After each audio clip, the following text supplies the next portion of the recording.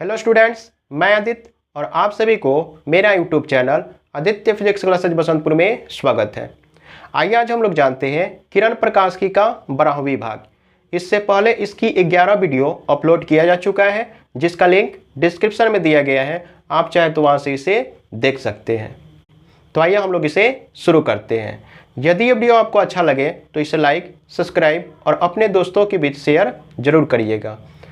तो देखिए, आज हम लोग को जानना है कि किसी समतल दर्पण में हम अपना पूरा प्रतिबिंब देखना चाहते हैं। किसी समतल दर्पण में हम अपना पूरा प्रतिबिंब देखना चाहते हैं तो समतल दर्पण का न्यूनतम आकार क्या होनी चाहिए। कहने का मतलब, कोई समतल दर्पण ठीक हमारे सामने स्थित है, उसी समतल दर्पण में हम अपना पूरा प्रतिबिंब देखना चाहते हैं तो समतल दर्पण की कम से कम आकार क्या होनी चाहिए। ठीक है, यही क्वेश्चन हम लोगों का। ठीक है, तो देखिए, हम लोग जानते हैं क्या कि उस समतल दर्पण की जो आकार होनी चाहिए वस्तु की आकार की आधी होनी चाहिए। ठीक है, समतल दर्पण की आकार वस्तु की आकार की क्या होनी चाहिए? आधी होनी चाहिए। आइए हम लोग इसको सत्यापित करते हैं। देखिए, मान लेते हैं क्या कि ए बी सी एक वस्तु है जिसका प्रतिबिंब A dash B dash C dash बनता है। सबसे पहले हमने क्या किया कि वस्तु के सबसे ऊपरी सिरे से एक लंबवत प्रकाश किरण को हमने समतल दर्पण पर भेजा। दर्पण से परावर्तन के पश्चात पुनः उसी पथ से वापस लौट आती है। एक दूसरा प्रकाश किरण हम समतल दर्पण पर भेजते हैं जो परावर्तन के पश्चात इसके सबसे निचले सिरे से गुजरती है। तो हम लोग प्रकाश के परावर्तन के नियम से जानते हैं कि ये कोण और ये कोण दोनों क्या होते हैं? बराबर होते हैं। अर्थात कहने का मतलब, अगर हम इसको थीटा मानते हैं तो ये भी कितना होगा? थीटा होगा। तो हम लोग जानते हैं ये और ये दोनों कोण क्या है? बराबर है। तो इसके ठीक सामने वाली भुजा ये और ये भुजा भी क्या होगी? बराबर होगी। तो अगर कहने का मतलब हम यहाँ से यहाँ तक अगर इसको मान लेते x, तो ये भी कितना होगा? x ही होगा। ठीक है, तो देखिए, x प्लस एक्स अगर हम करेंगे तो इस तरह से वस्तु की आकार h निकल जाएगी। ठीक है, तो x प्लस एक्स कितना होता है? 2x बराबर h। तो x का मान कितना निकल जाएगा? h/2। अब यहाँ थोड़ा समझिए, x जो है ये क्या है? तो AB की लंबाई है और BC की लंबाई है। जो हम लोगों को किसी वस्तु के प्रतिबिंब को देखने के लिए समतल दर्पण की जो आकार चाहिए वो क्या चाहिए? तो देखिए, PQ चाहिए। क्या चाहिए? PQ। इतना ही समतल दर्पण की जरूरत होगी जिसमें हम अपने पूरा प्रतिबिंब को देख सकते हैं। और इस PQ की आकार देखा जाए तो किसके बराबर है? X के बराबर है। अर्थात कहने का मतलब, जो समतल दर्पण की जो आकार होगी, समतल दर्पण की जो आकार होगी PQ, वो कितना होगी? वस्तु के आकार की आधी होगी। ठीक है, तो इस तरह से हम लोग ने देखा कि अगर हम किसी समतल दर्पण में अपना पूरा प्रतिबिंब देखना चाहते हैं तो समतल दर्पण की आकार वस्तु की आकार की क्या होनी चाहिए? आधी होनी चाहिए। इसे हम चाहे तो दूसरे विधि से भी सत्यापित कर सकते हैं। ठीक है, इसके लिए हम क्या करते हैं? सबसे पहले एक समतल दर्पण का निर्माण करते हैं। तो हम मान लेते हैं कि ये क्या है? समतल दर्पण है। ठीक है, इसके ठीक सामने ये क्या है? एक वस्तु है। ये क्या है? एक वस्तु है जिसका प्रतिबिंब ठीक उतना ही दूरी पर ये बन जाता है। ठीक है, मान लेते हैं कि यहाँ से इसकी दूरी जो है कितनी है? r है। यहाँ से यहाँ तक की दूरी कितनी है? r है। और यहाँ से यहाँ तक भी दूरी कितनी होगी? r ही होगी। अर्थात दर्पण से जितना दूरी पर वस्तु होगा उतना ही दूरी पर इसका क्या बनेगा? प्रतिबिंब। अब मान लेते हैं क्या कि देखिए, ये है वस्तु। वस्तु कहने का मतलब एक व्यक्ति है जिसका नेत्र यहाँ पे स्थित है। ठीक है, सबसे पहले हम प्रकाश किरण को सबसे ऊपरी सिरे से कहाँ भेजते हैं? दर्पण पर। परावर्तन के पश्चात इसके नेत्र पर आपतित होगा। इसको डॉटेड लाइन से जब हम पीछे बढ़ाएंगे तो प्रतिबिंब के सबसे ऊपरी सिरे से आता हुआ प्रतीत होगा। एक वैसे ही हम प्रकाश किरण को कहाँ भेजते हैं? दर्पण पर, सबसे इसके निचले सिरे से, अर्थात इसके पैर से। ठीक है, दर्पण से परावर्तन के पश्चात ये पुनः इसके नेत्र पर आपतित होगी। जब इसको हम डॉटेड लाइन से बढ़ाएंगे तो प्रतिबिंब के पैर से आता हुआ प्रतीत होगा। हम क्या करते हैं? देखिए, यहाँ से एक लंब डाल लेते हैं।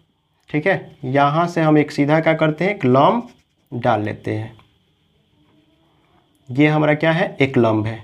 उसी प्रकार हम यहाँ से भी क्या करते हैं, एक लंब डाल लेते हैं। ठीक है, इसका नंबरिंग हम दे लेते हैं। देखिए ये है ए, ये बी, सी, डी और ये क्या हो गया, ई। इसका प्रतिबिंब जो बना है उसका हम नंबरिंग दे लिए ए डैश ई डैश। यहाँ से यहाँ तक की दूरी को, यहाँ से यहाँ तक की दूरी को हम मान लेते हैं x, और यहाँ से यहाँ तक की दूरी को हम मान लेते हैं y। ठीक है, अब देखिए हम लोग जानते हैं कि प्रकाश के परावर्तन के नियम से ये कोण और ये कोण क्या होता है, बराबर होता है। तो इसके ठीक सामने वाली भुजा ये और ये क्या हो जाएगा, बराबर होगा। अर्थात कहने का मतलब ए बी और बी सी दोनों क्या हो जाएगा, बराबर हो जाएगा। ठीक है, तो अगर हम ए बी या बी सी का मान निकालना चाहते हैं तो हम कैसे निकालेंगे, तो थोड़ा ध्यान दीजिए। A B plus B C को अगर हम जोड़ेंगे तो वह किसके बराबर होगा, x के बराबर। देखिए ए बी को हम क्या करते हैं, बी सी लिख देते हैं, बी सी को बी सी ही रहने देते हैं, बराबर x। इस तरह से हम देखें तो B C plus B C कितना होगा, 2bc बराबर कितना, x। तो बी सी का मान कितना निकलेगा, x/2। ठीक है, तो इस तरह से हम देख रहे हैं कि बी सी जो है, बी सी का मान कितना निकला, x/2। ठीक है, उसी प्रकार हम चाहे तो इस सी डी का अगर हम मान निकालेंगे तो सी डी का भी मान कितना निकलेगा, y/2, y/2। ठीक है, अब देखिए किसी समतल दर्पण में अपना पूरा प्रतिबिंब देखने के लिए उस समतल दर्पण की कम से कम आकार क्या होनी चाहिए।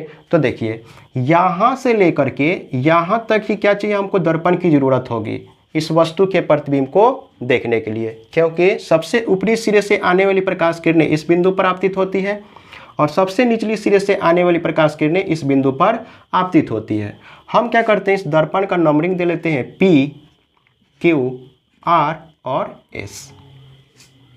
इस तरह से हम देखें तो हमको केवल QR दर्पण की ही जरूरत पड़ेगी उस वस्तु के प्रतिबिंब को देखने के लिए। ठीक है, तो इस आखिर QR कितना होगा, इसको निकालने के लिए हम क्या करते हैं, यहाँ से एक डॉटेड लाइन से सीधा हम इस पे लंब डाल देते हैं और इसका नाम रख देते हैं T। तो आवश्यक जो दर्पण होगा, आवश्यक दर्पण कितना होगा, QR होगा। QR को हम लिख सकते हैं QT प्लस TR। ठीक है, और अगर हम देखें तो QT जो है किसके बराबर है, BC के। उसी प्रकार TR जो है किसके बराबर है, CD के। ठीक है, तो BC जो है हम लोगों का देख रहे हैं कि BC का मान हम कितना निकाल चुके हैं, x/2। उसी प्रकार CD का जो हम मान निकाले हुए कितना, y/2। इस तरह से देख रहे हैं कि x प्लस y क्या निकल गया, 2। ठीक है, आवश्यक दर्पण की जो आकार निकला कितना निकला, x प्लस y/2। और देखिए यहाँ से यहाँ तक क्या है, x है, यहाँ से यहाँ तक क्या है, y है। अर्थात कहने का मतलब अगर हम वस्तु के आकार कितना मान ले, h मान ले, तो इस x प्लस वाई के जगह पर हम क्या लिख सकते हैं, h लिख सकते हैं। क्यों, क्योंकि यहाँ से यहाँ तक है x और यहाँ से यहाँ तक है y, जो पूरा वस्तु के आकार को दर्शाता है। अर्थात हम कह सकते हैं कि इस तरह से आवश्यक जो दर्पण होगा, ठीक है, आवश्यक जो दर्पण होगा वो कितना होगा, h/2 होगा। ठीक है, समतल दर्पण में अपना पूरा प्रतिबिंब देखने के लिए उस समतल दर्पण की आकार क्या होना चाहिए, तो वस्तु की आकार की आधी होनी चाहिए। आप चाहे तो इसे दूसरा विधि द्वारा भी समझ सकते हैं। देखिए सबसे पहले हम क्या करते हैं, एक दर्पण लेते हैं। ये क्या हो गया, एक दर्पण है। इसके ठीक सामने हम क्या करते हैं, एक वस्तु को रख लेते हैं। ठीक है, जिसकी दूरी जो है दर्पण से कितनी है, मान लेते हैं x है। ठीक है, तो इसका प्रतिबिंब जो होगा दर्पण से उतना ही दूरी पर बनेगा। ये क्या हो गया, इसका प्रतिबिंब। ठीक है, इसकी भी दूरी यहाँ से देखा जाए तो कितनी होगी, x हो जाएगी। अब देखिए ये क्या है, एक वस्तु है। इसका नेत्र को हम यहाँ पे मान लेते हैं। ये इसका क्या है, नेत्र है। ठीक है, ये क्या हो गया, इसका सिर। ये इसका क्या है, पैर है। ठीक है। उसी प्रकार ये प्रतिबिंब का पैर होगा, यहाँ पे इसका नेत्र होगा, ठीक है। इसके ठीक सामने अगर हम देखें तो यहाँ पे इसका क्या होगा, नेत्र होगा, यहाँ पे इसका नेत्र होगा और ये इसका क्या होगा, सिर होगा। सबसे पहले हम क्या करते हैं कि सबसे ऊपरी सिरे से प्रकाश किरण को हम कहाँ भेजते हैं, दर्पण पर। दर्पण से परावर्तन के पश्चात इसके नेत्र पर आपतित होगी। जब इसको हम डॉटेड लाइन से पीछे बढ़ाएंगे तो इस तरह से हम लोगों को क्या दिखाई देगा, प्रतिबिंब का सिर।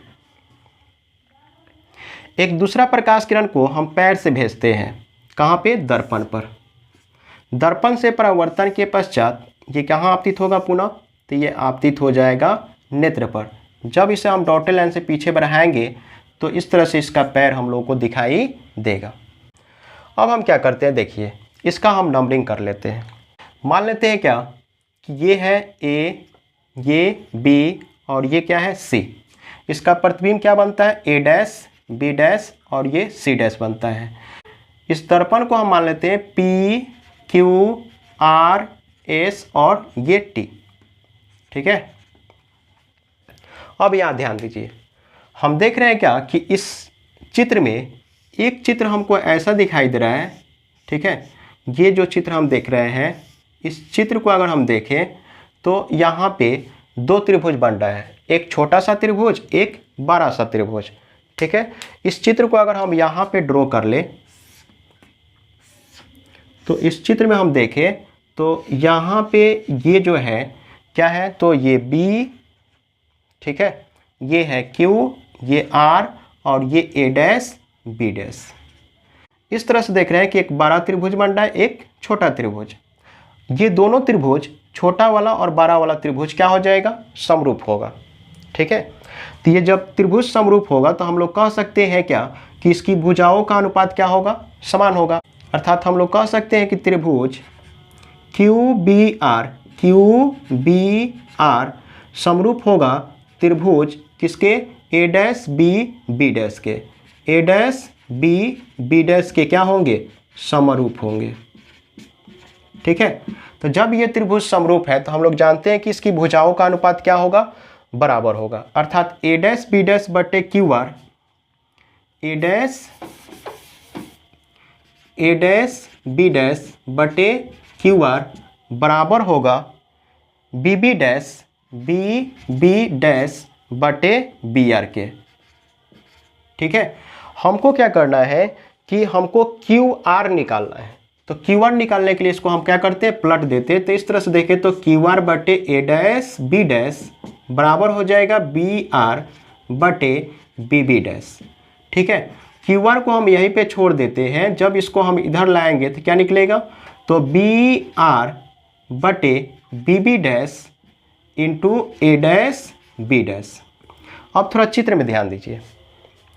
सी टी जो है, अर्थात कहने का मतलब यहाँ से यहाँ तक की जो दूरी है कितनी है, x है, और यहाँ से यहाँ तक की दूरी कितनी है, x है। अगर हम देखें कि बी आर बराबर किसके है, x के, तो यहाँ बी आर के जगह पर हम क्या लिख सकते हैं, x। उसी प्रकार से बी डैश जो है किसके बराबर है, तो x प्लस एक्स 2x के, ठीक है, इनटू में ए डैश बी डैश बराबर में क्यू आर। इस तरह से हम देखें तो क्यू आर का मान निकल गया ए डैश बी डैश बटे 2। उसी प्रकार जब हम इसके नीचे वाले चित्र को लेते हैं, अर्थात जब हम इसके चित्र को ऐसे देखते हैं तो ये इस तरह से एक चित्र हमको प्राप्त हो रहा है, ठीक है। जिसमें हम अगर देखें तो इसका नंबरिंग है B, इसका नंबरिंग है R और ये है S, ठीक है, जबकि ये है B डैश C डैश के बराबर।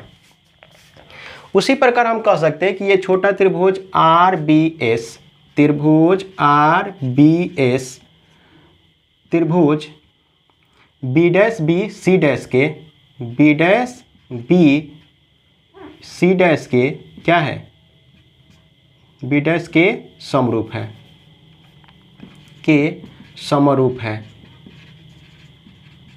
ठीक है। हम कह सकते हैं कि देखिए जब ये त्रिभुज समरूप है तो इसकी भुजाओं का अनुपात क्या होगा, बराबर होगा। अर्थात बी डैश सी डैश बटे आर एस बराबर हो जाएगा बी डैश बी बटे में आर बी के, चाहे बी आर के। अब थोड़ा ध्यान दीजिए, हमको क्या चाहिए, आर एस निकालना है। ठीक है, तो आर एस निकालने के लिए जब हम इसको पलटते हैं तो इस तरह से आर एस बटे बी डैश सी डैश और आर बी बटे बी डैश निकल जाता है। ठीक है, आर एस का जो मान हम देखें तो कितना निकल गया, आर बी बटे B dash into B dash C dash. अब देखिए अगर हम चित्र में, तो बी आर का मान कितना है, x है, अर्थात आर बी का मान कितना है, x है, और बी बी डैश का मान कितना है, x प्लस एक्स 2x है, इंटू में बी डैश सी डैश। जब इसको हम कैंसिल करते हैं तो इस तरह से आर एस का मान निकलता है बी डैश सी डैश बटे में 2। ठीक है, तो इस तरह से जब हम क्यू आर और आर एस को जब जोड़ते हैं, Q R plus R S को हम जब जोड़ते हैं तो इस तरह से इसका मान कितना निकलता है, ए डैश बी डैश बटे 2 और बी डैश सी डैश बटे में 2। और Q R plus R S क्या है, तो थोड़ा ध्यान दीजिए, Q R plus R S जो है आवश्यक दर्पण है, आवश्यक दर्पण। ठीक है, और इस तरह से हम जब इसका हल करें तो 2 बटा में आ जाएगा 2 और A dash B dash plus B dash C dash आ जाएगा। ठीक है, तो A dash B dash plus B dash C dash, ये क्या हो जाएगा, प्रतिबिंब का आकार। ठीक है, तो आवश्यक जो दर्पण होगा प्रतिबिंब की आकार बटे में क्या होगा, 2। तो इस तरह से देख रहे हैं कि जो प्रतिबिंब का आकार होता है वही वस्तु की आकार होती है। तो हम चाहे तो प्रतिबिंब की आकार की जगह पर लिख सकते हैं वस्तु की आकार बटे में 2। ठीक है, तो इस तरह से हम देख रहे हैं कि आवश्यक जो दर्पण होगा, आवश्यक दर्पण की आकार क्या होना चाहिए, वस्तु की आकार की आधी होनी चाहिए। तो इस तरह से हम लोगों ने सत्यापित किया कि यदि हम अपना पूरा प्रतिबिंब समतल दर्पण में देखना चाहते हैं तो समतल दर्पण की आकार कम से कम क्या होनी चाहिए, तो वस्तु की आकार की आधी होनी चाहिए। ठीक है, अब आइए हम लोग जानते हैं कि कोई व्यक्ति है जो समतल दर्पण में अपने पीछे खड़े दीवार का पूरा प्रतिबिंब देखना चाहता है, तो उस समतल दर्पण की आकार कम से कम क्या होनी चाहिए। देखिए, किसी समतल दर्पण में कोई व्यक्ति अपने पीछे खड़े सीधे दीवार का पूरा प्रतिबिंब देखना चाहता है, तो उस समतल दर्पण की न्यूनतम आकार क्या होनी चाहिए। ठीक है, तो हम लोग जानते हैं क्या कि उस समतल दर्पण की आकार दीवार की आकार की 1/3 होनी चाहिए, अर्थात अगर दीवार की आकार हमने h मान लिया तो h/3 होनी चाहिए, किसकी आकार, दर्पण की। आइए हम लोग इसको सत्यापित करते हैं।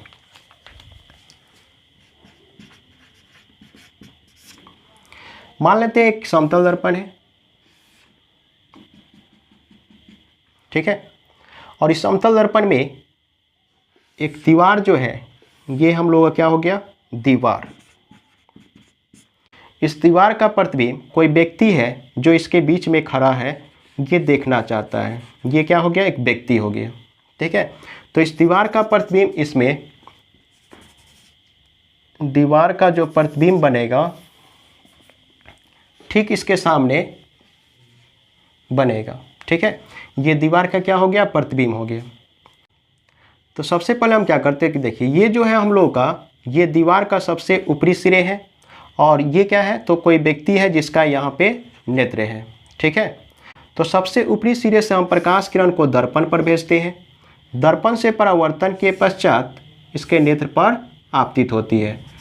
ठीक है, इसके नेत्र पर आपतित होती है। एक दूसरा प्रकाश किरण को हम क्या करते हैं, दर्पण पर भेजते हैं, पुनः यह दर्पण से परावर्तन के पश्चात कहाँ आपतित होती है, तो इसके नेत्र पर, इस व्यक्ति के नेत्र पर। तो इस तरह से यह व्यक्ति इस दीवार का पूरा प्रतिबिंब समतल दर्पण में देख पा रहा है। ठीक है, हम क्या करते हैं कि इसको डॉटेड लाइन से हम सीधा यहाँ बढ़ा देते हैं। ठीक है, जब इसे हम डॉटेड लाइन से पीछे बढ़ाते हैं तो इसके सबसे निचले सिरे से आता हुआ यह प्रतीत होता है। अब देखिए, दीवार से वस्तु की जो दूरी है कितनी है, x है। उसी प्रकार यहाँ से यहाँ तक की दूरी कितनी होगी, x ही होगी। और दर्पण से इस प्रतिबिंब की आकार कितनी होगी, 2x होगी। ठीक है, इस तरह से जब हम इसका नंबरिंग करेंगे तो मान लेते हैं कि ये क्या है, ए बी क्या है, व्यक्ति है। ये P Q R S और ये T क्या है, समतल दर्पण है। हम वस्तु को C D E से दर्शा लेते हैं तथा इसके प्रतिबिंब को C डैश D डैश और E डैश से इसको क्या करते हैं, हम दर्शा लेते हैं।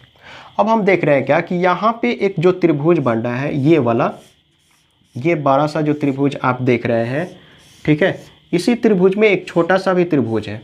जब इस चित्र को हम यहाँ बनाते हैं तो हम देख पा रहे हैं कि एक बड़ा सा चित्र में एक छोटा सा चित्र है। अगर इसका नंबरिंग हम देखें तो A R Q और ये हो जाएगा D डैश C डैश। ठीक है, ये देख रहे हैं कि बड़ा वाला जो त्रिभुज है और छोटा त्रिभुज दोनों समरूप होगा, अर्थात हम कह सकते हैं कि त्रिभुज QAR तथा त्रिभुज C dash A D dash समरूप है। क्या है, समरूप है। तो जब ये त्रिभुज समरूप होगा तो हम लोग जानते हैं कि भुजाओं का अनुपात क्या होता है, बराबर होता है। अर्थात C डैश D डैश बटे QR बराबर हो जाएगा AD डैश बटे AR का। ठीक है, अब हमको QR निकालना है। तो QR निकालने के लिए हम देख रहे हैं कि QR निकालने के लिए इसको हम प्लट देते हैं तो इस तरह से C डैश D डैश और ये भी प्लट कर हो जाएगा AR बटे AD डैश। QR का मान हम देख रहे हैं कितना निकल गया, AR बटे AD डैश गुने में C डैश D डैश। अगर हम चित्र में देखें तो चित्र में देखिए थोड़ा सा, यहाँ पे अगर AR का मान देखा जाए तो AR का मान कितना है, x है। तो AR के जगह पर हम क्या रख सकते हैं, x। और AD डैश जो है इसके आकार x प्लस 2x कितना हो जाएगा, 3x। इनटू में कितना है, C डैश D डैश कितना बराबर, QR बराबर।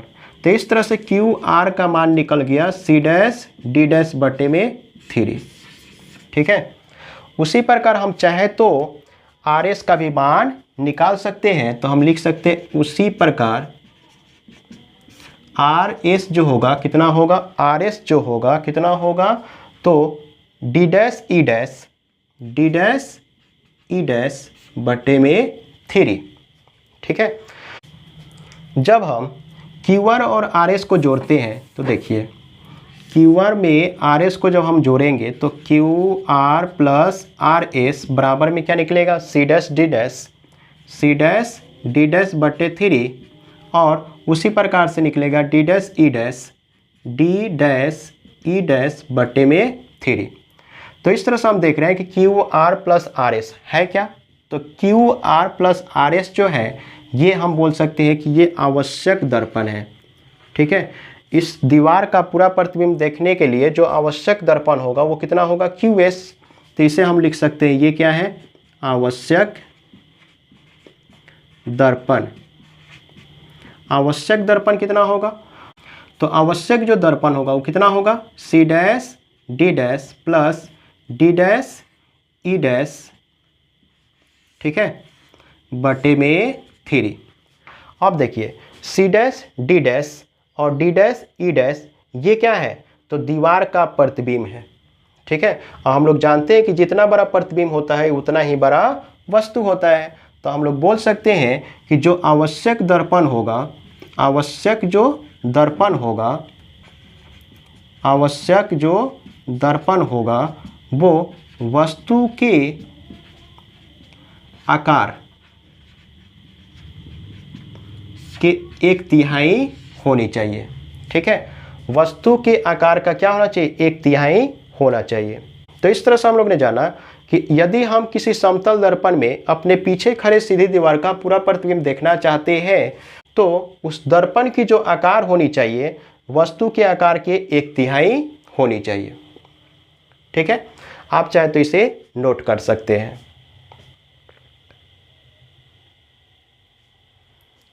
इस वीडियो को हम यहीं तक रहने देते हैं।